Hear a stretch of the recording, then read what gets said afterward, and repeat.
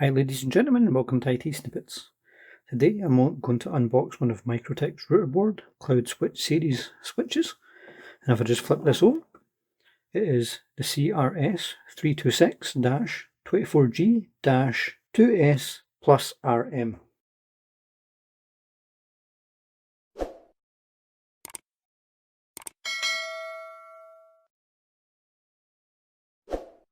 So to break that down, that's 26 ports.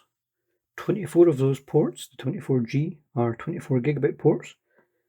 The 2S is two SPF pluses, and the plus RM is rack mount. So if I just flip this down and flip this up, we can see how we can get into it. It feels like I cut across this seam.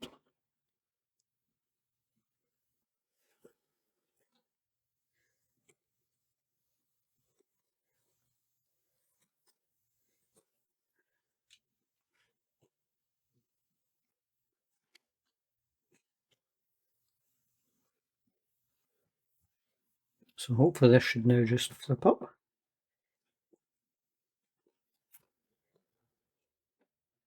Which it does.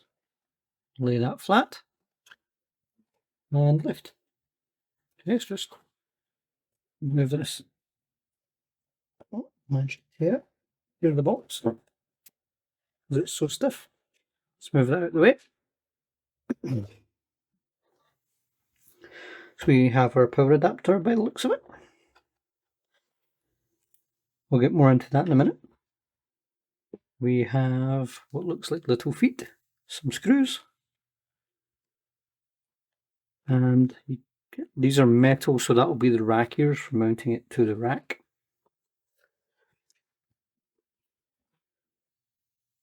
Nearly doxed myself. That's the purchase information.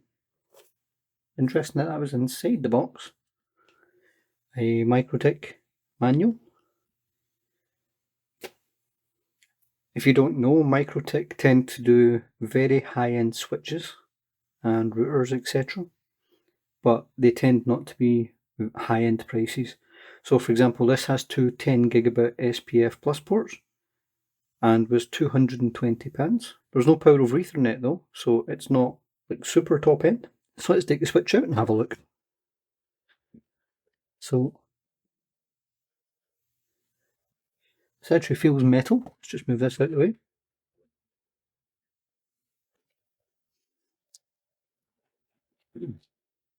You see on the front, I'll take it out in a moment. We'll take it out just now. It says Mikrotik Cloud Switch Series. We'll flip it up. It feels metal, but it could actually be plastic that's been coated to feel like that. So, Cloud Router Switch, the model number. Here's my two SPF Plus ports. Those can go up to 10 gig. We have a console port over here. And we have our 24 ports. And these little numbers below it are the activity lights. Nothing on the side. Nothing on the opposite side. And on the back, we literally have a space for a fan with no fan in it. And our barrel jack for power. Now, back to the barrel jack. Let me just place that down just now. In order to hit the lower price point, they've chosen to use a power adapter and a barrel jack. I can understand why they've did it. However, most switches, for example, will have a standard kettle lead in order to actually use them. And that's obviously better because you can get redundant power supplies and such. However, again, based on the features and price point, this is adequate, I would suspect. So this is also a dual OS router. So it can have switch OS, which means this basically acts like a reasonable switch, like pretty normal managed switch. But it also has router OS, which means that I can actually configure this to connect to my modem and be my router. This gives you insane control over what you're trying to do in comparison to something else. So like your ISP provided router by Virgin Media, whoever it happens to be, will be severely locked down. So you can set that into modem mode and connect one of the ports here to your modem and then tell this switch in router mode that that's the internet port and everything else is the LAN ports. That's local area network, so your connected machines, and it will treat them differently. And you can then get very granular information and very granular control over it. I've never used this before. I've seen some tutorials on it, but once I've got it connected, I'm going to use it initially as a dumb switch, but eventually this will become my router for my network.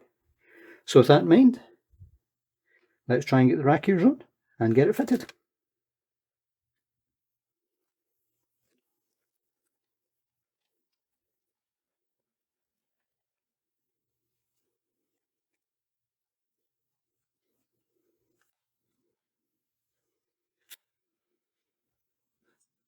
Okay.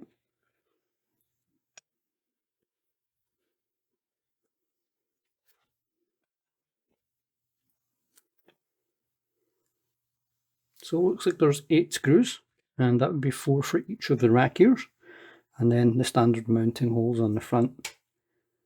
So let's try and gauge what size screwdriver I need for this.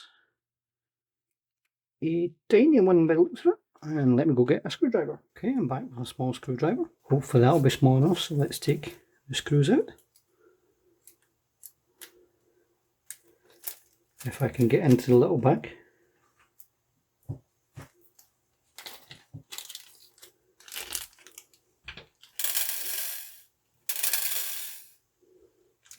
Okay, the rack ears will go on like so. So I will flip this up onto its end just now. As you can see, the 4 holes are there. Place these roughly over the holes.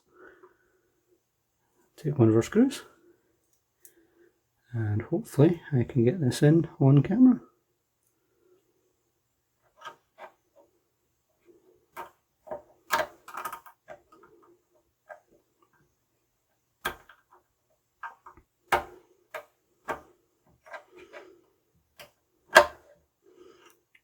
Which is posing to be a bigger problem than I thought. But with tiny screws, there's always a tiny amount of tolerance. There we go, that's bit in a little.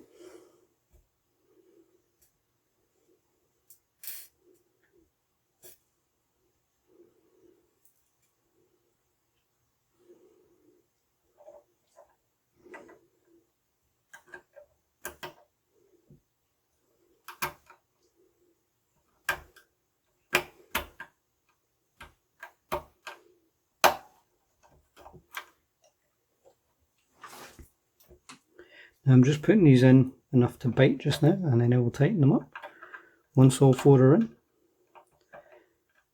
order to ensure I don't over tighten them.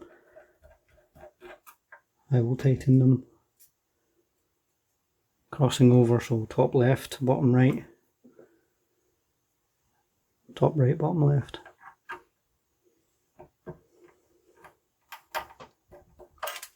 Oh, I've just knocked that one out.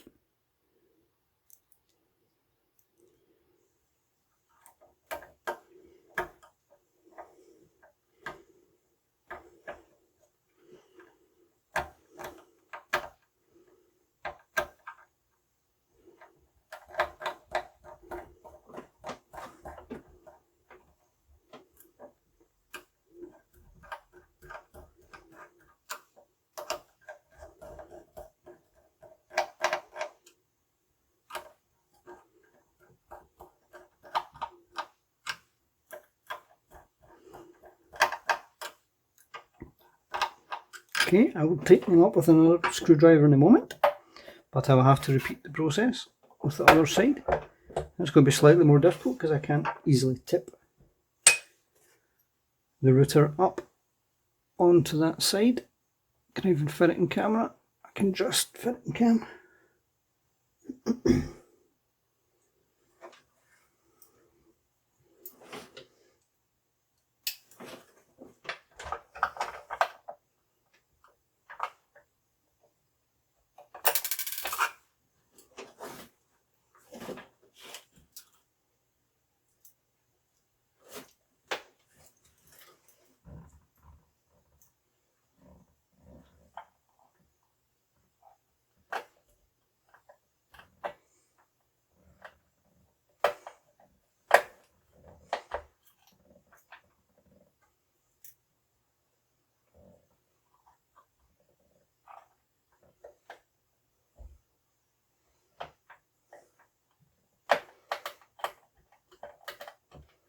Once you get the first one to bite, it's not too bad.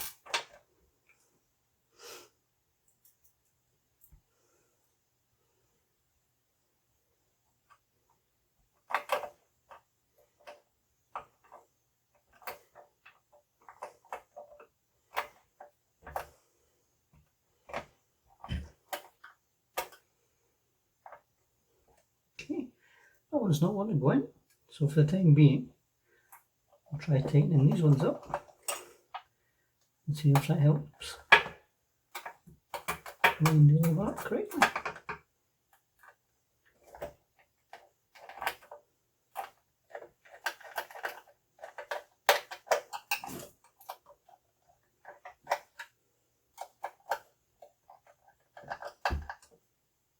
Okay, that should have left this one nice and easy to line up.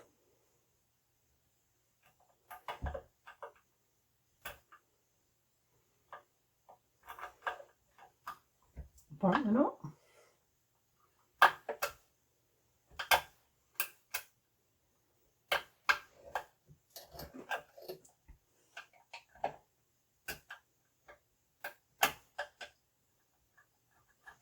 There we go.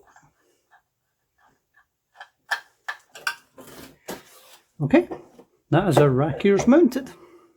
So now I just need to go and put it in the rack. But before I do, I should probably mention I'd spotted or point out the fact there's 4 little feet on it. If you're not rack mounting this, if we flip it over, there is 4 spots on the bottom for mounting these little feet, so you can actually have it sitting on a desktop. If you liked this video, give it a like. If you disliked this video, give it a dislike too. If you get feedback on this or any other videos or suggestions for videos you believe we should do in the future, then please let us know in the comments below. And most of all, thank you for watching.